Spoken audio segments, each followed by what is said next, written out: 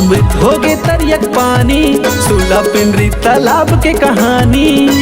अमृत होगे तरियक पानी, सुला पिंडरी तालाब के कहानी। रंग रंग के रोग मिटावत है, का करो बखान वो, का करो बखान वो। लाखों मनखे नहाए लायावत है, का करो बखान वो। लाखों मनखे नहाए लायावत है। अमृत होगे तरियक पानी, सुला पिंडरी तालाब के कहानी। अमृत होगे तरियक पानी, सुला पिंडरी तालाब के कहानी। रंग रंग के रोग मिटावत है, का करो बखान वो, का करो बखान वो।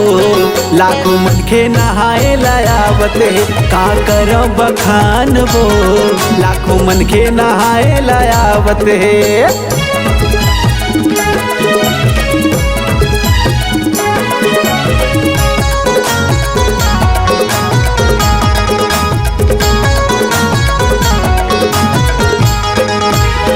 सोमवार के संगी दरिया मकर स्नान। प्रेम भाव से आवो, पूरा हो ही अरमान।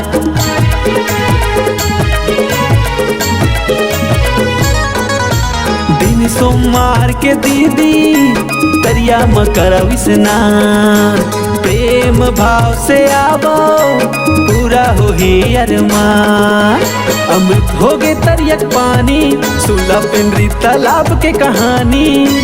अमृत होगे तरियक पानी, सुला पिंडरी तालाब के कहानी। रंग रंग के रोग मिटावत है, का करो बखान वो, का करो बखान वो। लाखों मनखे नहाए लायावत है, का करो बखान वो। लाखों मनखे नहाए लायावत है।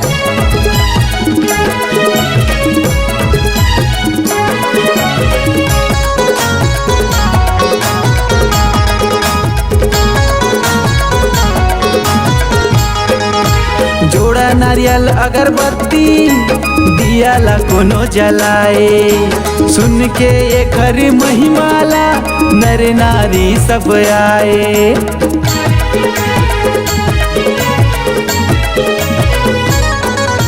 जोड़ा नारियल अगरबत्ती दिया ला कोनो जलाए। सुन के ये खरी महिमाला नर नारी सब आए। अमृत होगे तरियक पानी, सुला पिंडरी तालाब के कहानी।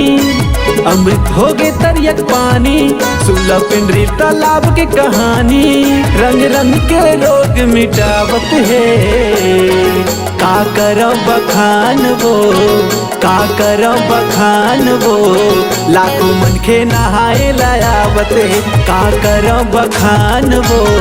लाखों मनखे नहाए लायावत है। अमृत होगे तरियक पानी, सुला पिंडरी तालाब के कहानी। अमृत होगे तरियक पानी, सुला पिंडरी तालाब के कहानी। रंग रंग के रोग मिटावत है, का करो बखान वो, का करो बखान वो। लाखों मनखे नहाए लायावत है, का करो बखान वो। लाखों मनखे नहाए लायावत है, का करो बखान वो। लाखों मनखे नहाए लायावत है, का करो बखान वो। लाखों मनखे नहाए लायावत है।